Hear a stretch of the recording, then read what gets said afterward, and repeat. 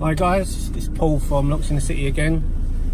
This is going to be part 3 of the video, taking on from the last video, which was the video talking about how I went from taking locksmithing at that time as a hobby more towards how I ended up getting into a role as a locksmith within a company, that being the one I went for the interview for in the last video, for a repossession company. So this was in 2006 I went to there. So at this point I've left retail, I've got my start date for the company to start with. So the company was based in Blackpool, and obviously I lived in London, but essentially I worked from home. So all the jobs were emailed, faxed over to you, and then all you needed to do is obviously turn up at the allotted time. Hang on a sec, guys, I just got to do this barrier. Yeah, so I went and joined this company, and to be fair, I was a bit taken back because it was a bit hard to believe what you was getting. When I first started, I ended up in a Iveco Daily, which was only about a year old, all kitted out with all the tools and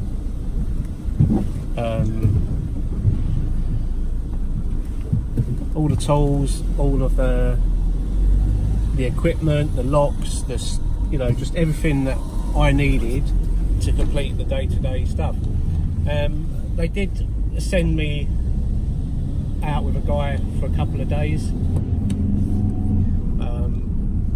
so I sort of learned the ropes slowly with him. So we went and did a few jobs. I sort of got a feel for it,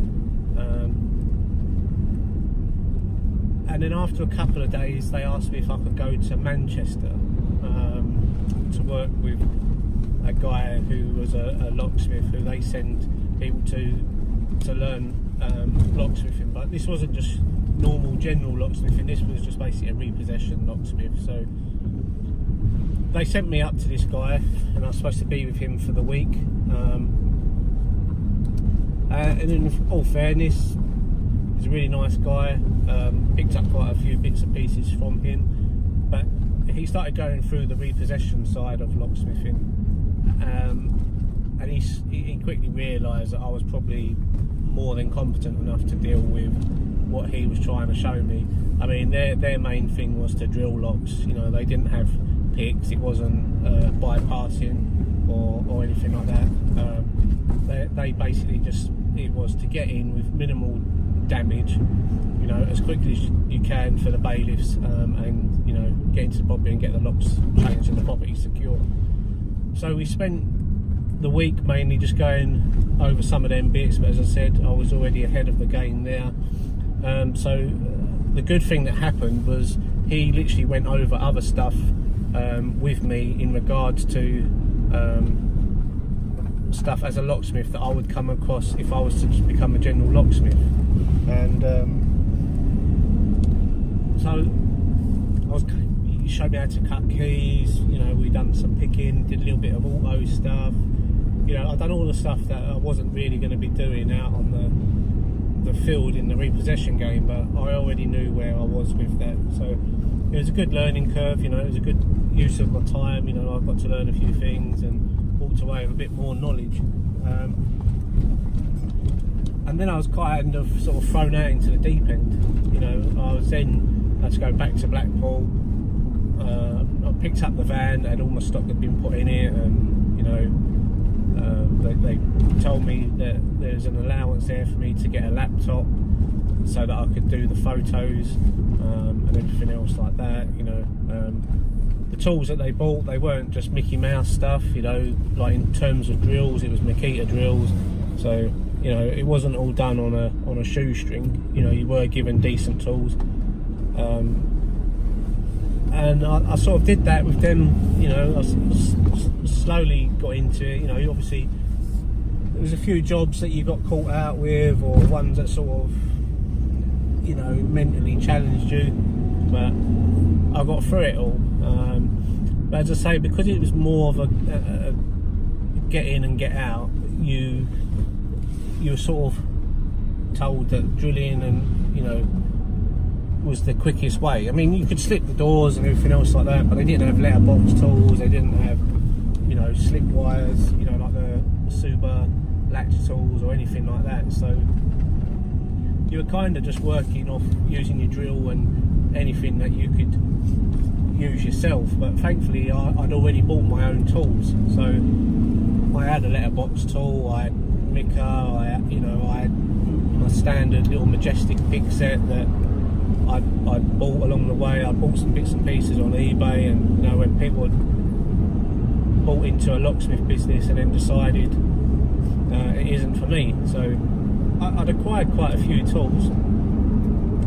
So you were just literally going out, and as I'm based in London, the variety of locks that I was coming up against was vast, you know.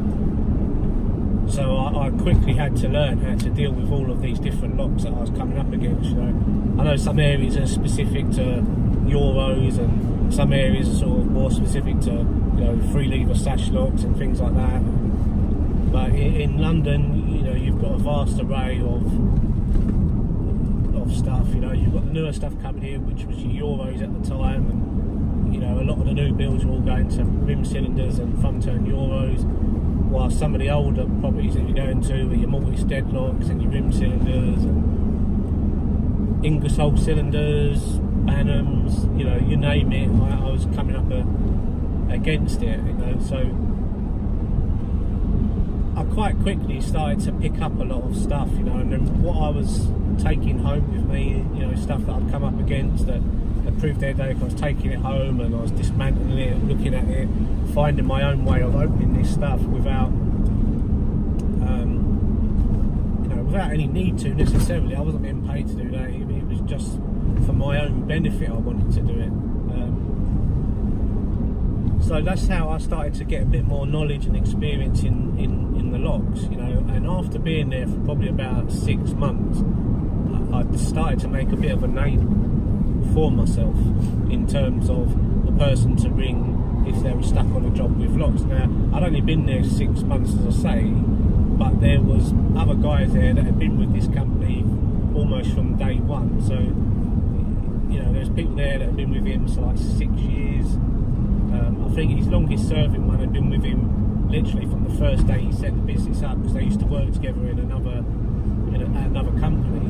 So he was like sort of 7 years in.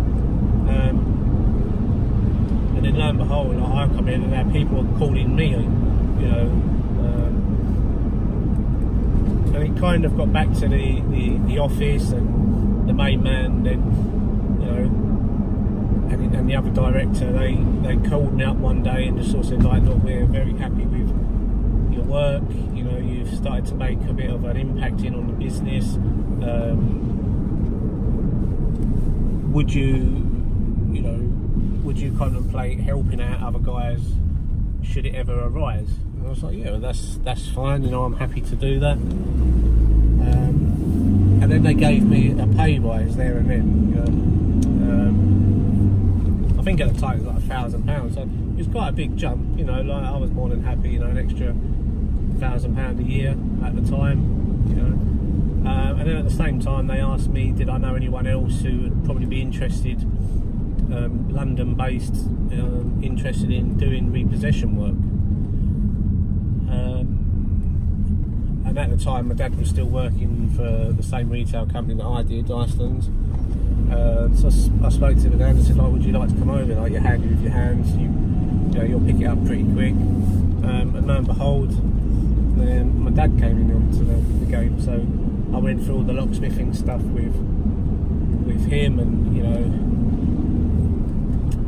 he built up a knowledge of it all. And so me and my dad would both sort of go out in the local area doing the repossessions, you know.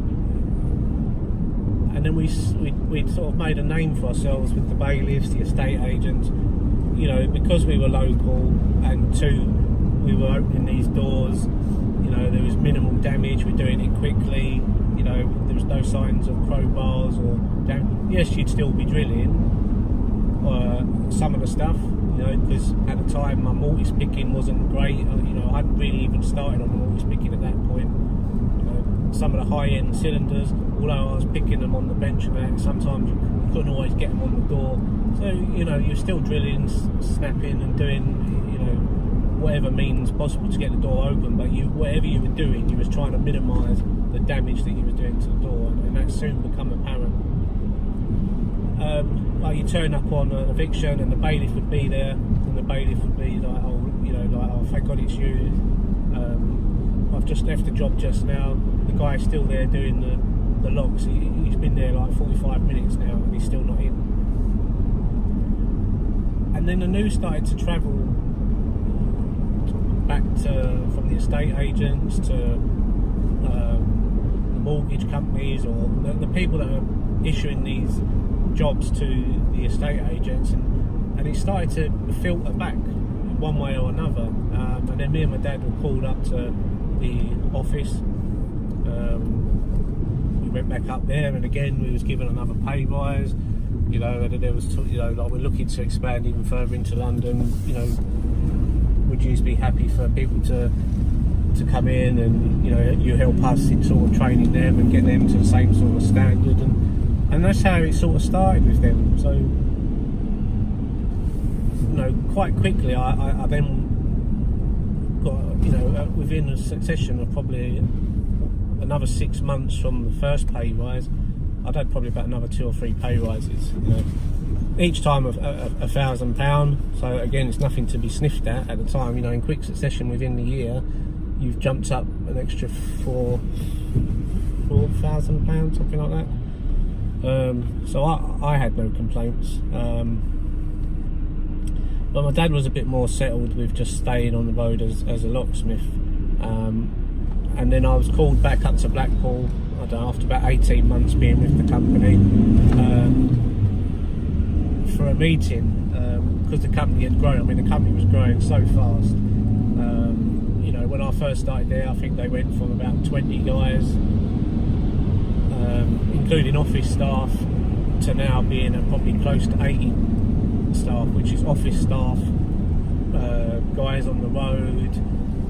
They'd taken on a bigger unit around the back of where they were, so they sort of extended the footprint of the building.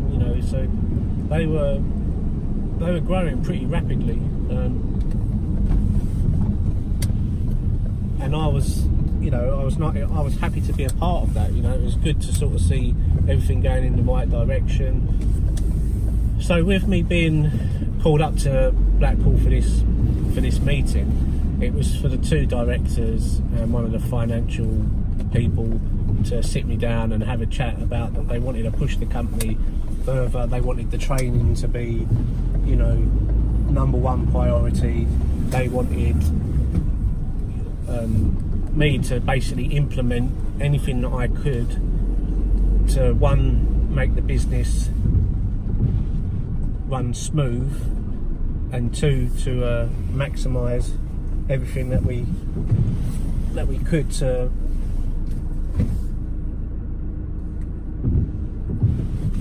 sorry guys, I've just got to reverse a sec.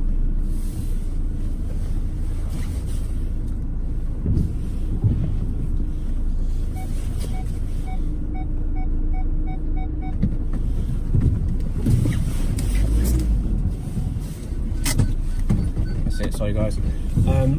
So they essentially then were asking me to sort of become a team leader, as it were. So again, with that, I'd got a pay rise. I was then taken out of the bigger van, put into a smaller van, which, to be fair, was much better for myself. Getting around and parking in London, trying to park an Iveco daily wasn't. Medium wheelbase, medium high top was a nightmare in itself anyway. So we took it. I came back, and then my role was to be the eyes and the ears on the ground, whether it be talking to the guys about issues that they had, or talking with the guys on the road about issues that they got with staff in the office, and vice versa, dealing with problems.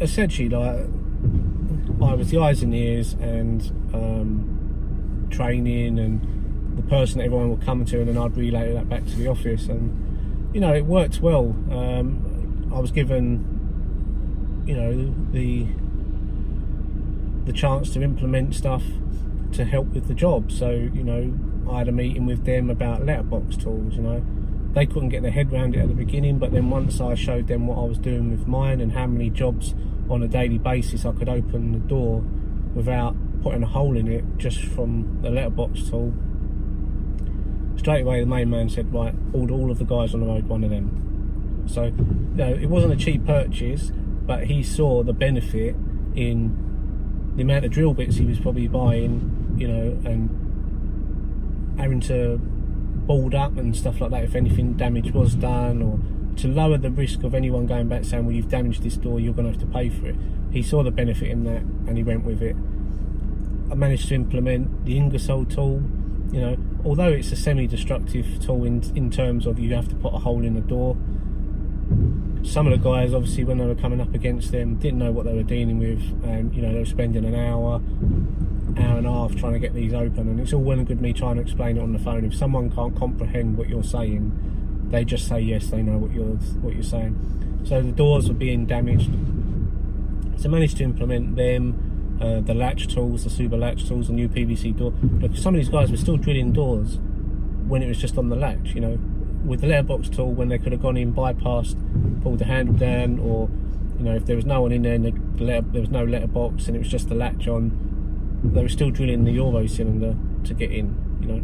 So slowly and surely I was implementing all these additional things. The guys were being trained, the company was getting recognised, you know, from the clients that, you know, we were a professional outfit. You know, the ratio of any damage or complaints had, you know, virtually sort of disappeared, and it was all good. But I was learning a lot, but I was also then at this point having a lot of stress put on me, because I was getting phone calls of an evening, you know, 1, 2 o'clock in the morning, oh, I might be in work tomorrow, I feel sick, or my jobs haven't been sent over, or, you know, my phone, every single day my phone was ringing, and it started to take over my life and started to affect my life in terms of, you know, I'll go out for a weekend, I didn't have to work weekends then, and I'd be out and I'd constantly have to have my phone on me in case one of the guys rang, you know, even though they weren't always working weekends, there was overtime, so if there was a problem, or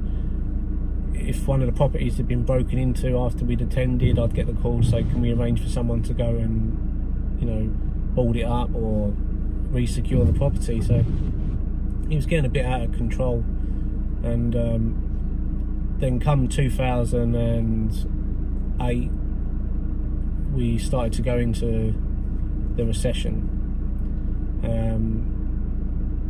but the business at the time, in my opinion, still operated as if it was recession proof, and the eyes was taken off the game, and it was like, it's not a problem, you know, if anything it's going to make us, you know, in a much better position, because, you know, if we're hitting a recession there's going to be more houses repossessed, when in fact what actually happened was the total opposite. The government passed a ruling essentially that meant that people wouldn't get repossessed straight away because of the situation, you know. So we'd go to jobs, we'd be set outside for, you know, say if it was an eviction for 8 o'clock in the morning, you'd be outside, or 9 o'clock in the morning, you'd be set outside, then you get a phone call to say it's been cancelled. And we were getting more and more cancellations. You know, you could have 3 jobs in a day and maybe only one of them go ahead. Now if you've got 80 odd guys on the road, or maybe 60 guys on the road, and you've got a cancellation rate where only 1 in 3 is going ahead, so you're getting 2 in 3 that are cancelling, you know, quite quickly money's going to be siphoning off, and that's probably what happened. So it wasn't necessarily the business's fault, it's just, you know, the way that the government had dealt with it wasn't expected at the time, and nothing was put in place for that, and it kind of created a bit of an issue, and some of the guys were, you know, made redundant, which is understandable. You know, it's no good having guys there who can't do anything, and, you know, then the whole company just sinking. So a lot of guys left, and some other people were brought into well, they was already in the business, but they were their positions where it was restructured, they were brought in, and it seemed to be that their main aim was to climb to the top of the ladder, which I've got no problem against, but they would do it by any means, you know. And there was another guy who was brought in, who for some reason, and I still do not know to this day why he was given so much power essentially and so much trust put in him, to try and restructure everything out on the road. And I was made to report to this guy and deal with him, and to be honest, I don't know why.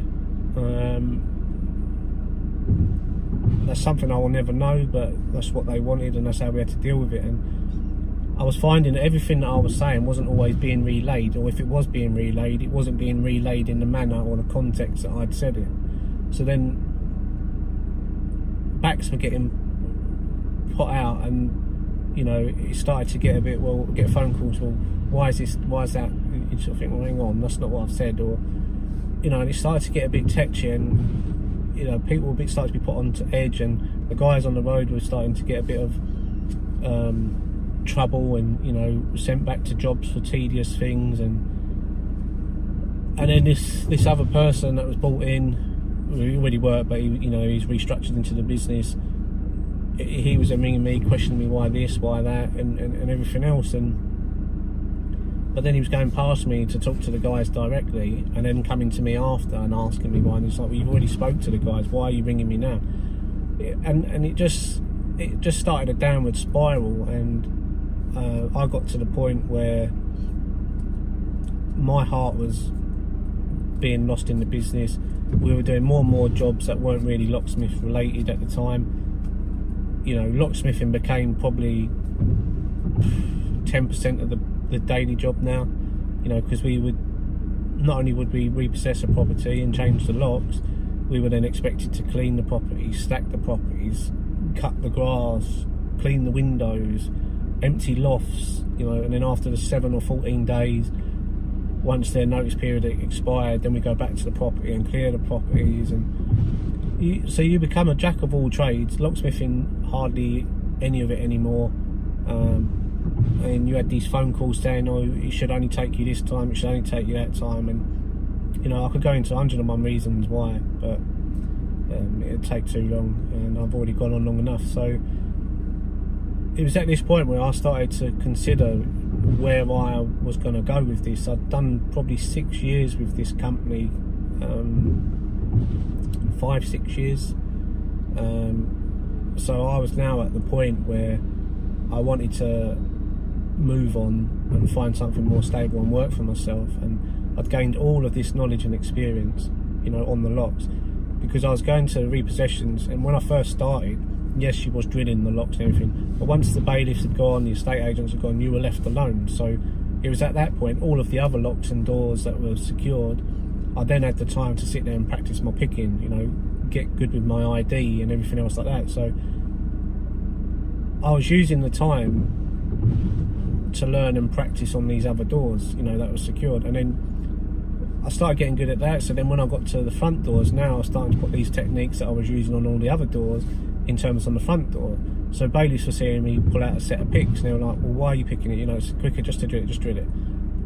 And quite quickly it became apparent. Then they started to say, oh, this is quicker. Oh, I can't believe you just did that. I've never seen that before.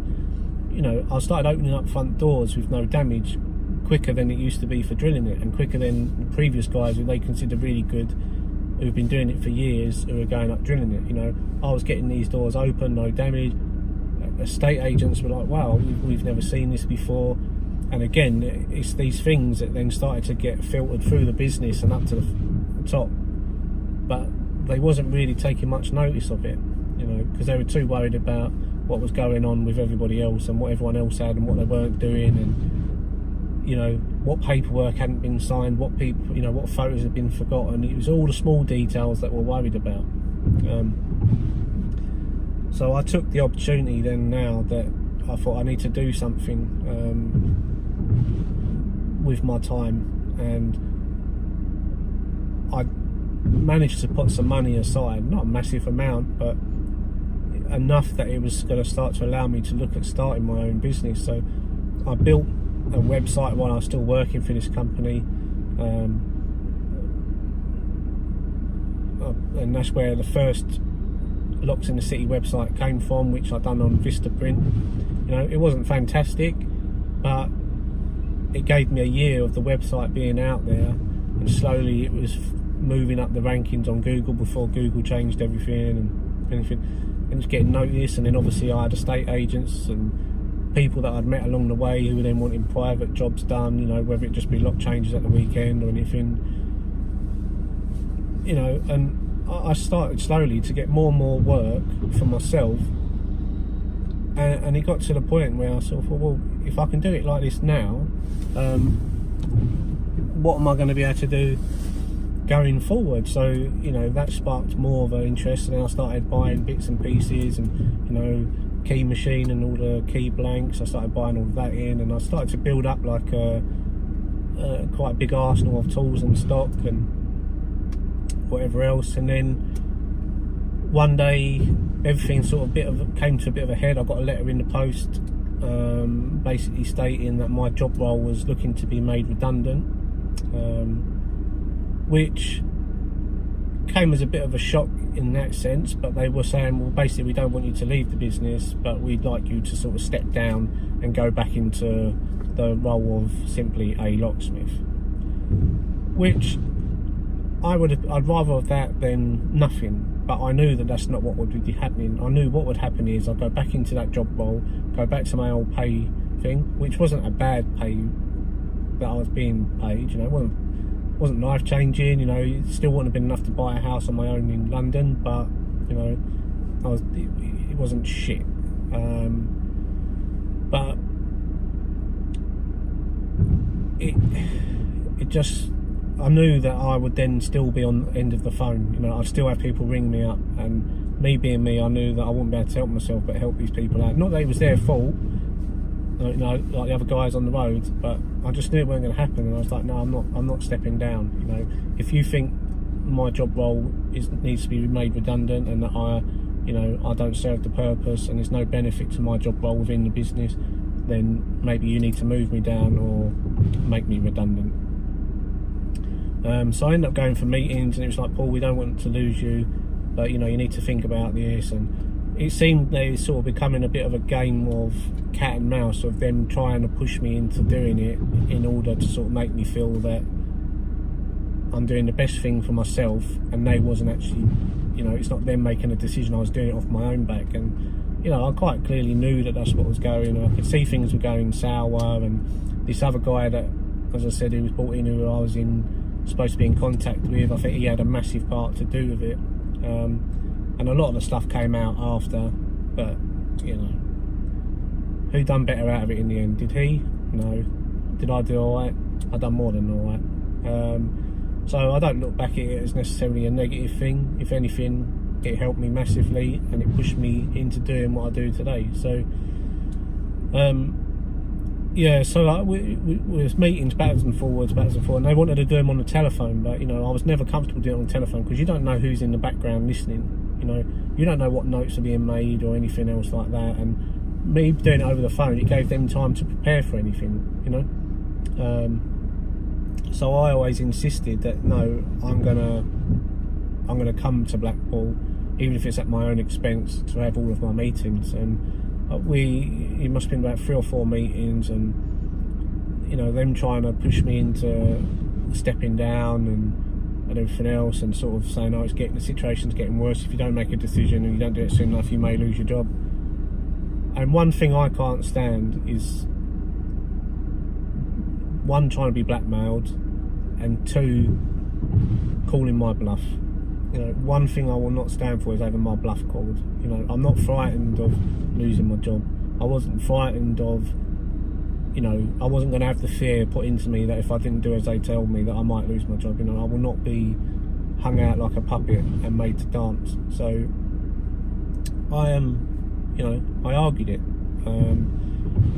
And then they sent out some generic letters, and in one of the letters it stated about, if you wish to be considered for voluntary redundancy, please make it known, or you know, if you intend to retire within the next year, or you know, all these different generic terms. But they sent that out to me.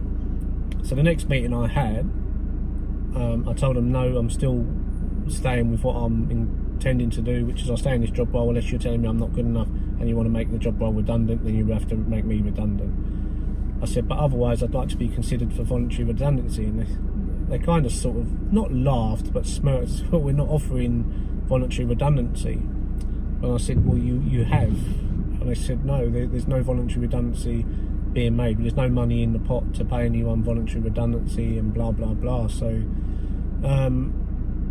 it's at that point when I pulled out the letter, highlighted the fact that it quite clearly states here in the paperwork that you are offering voluntary redundancy, and I'm asking to be considered for it. And they basically said, well, no, you know, that's just a generic letter, we're not offering it, so we can't offer it to you. And obviously someone who was dealing with the paperwork, someone else who was climbed this career ladder in there very quickly, very clever with what they did, in terms of they wanted to do all the training on everything rather than let anyone else do it, because then they knew that would make them more powerful and put them in a powerful position, and they had, you know, a massive control over stuff. So that person made a cock up, and long story short, backwards and forwards and threatening of tribunals and everything, I was then offered voluntary redundancy, and I was paid out in full. I was put on garden leave, bearing in mind the letter that, again, another mistake that was made, that bearing in mind the letter stated that I was being paid in lieu. If you're being made redundant voluntarily and you're getting paid for it, and they do it in lieu, they can't put you on garden leave or stipulate you can't do this, you can't do that, because you're being paid in lieu. Had they said, oh, we'll pay you, you know, in a month, 2 months, in that time they could have put me on garden leave and said, right, we don't want you to go anywhere else, but they didn't. So I'd had 6 years out of them. Alright, 4 years of it were really good and enjoyable. The last 2 not so much, but still a massive learning curve. Gained so much knowledge, experience, met so many people today that I still work for and do bits and pieces for, estate agents and everything else, and some of the other guys I met along the way, whether it be, you know, a caretaker at a place that let me in to park the van at the time, or, you know, a whole host of different people that you've met. So it served me well, and I you know, as much as it went a bit sour in the long run, it was a massive eye-opener, and it gave me so much experience and knowledge going forward, and it's massively helped me to this day. So I'm going to call it a quit there now, guys. I'm in 32 minutes or 33 minutes now. I've probably waffled more than most of you are going to be willing to sit here and watch.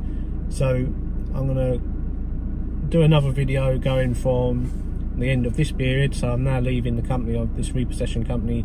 So I'm going to do a video in the next one, part 4, which will be going from that point to the next stage of, again, how Locks in the City become a live business. So thanks again, guys.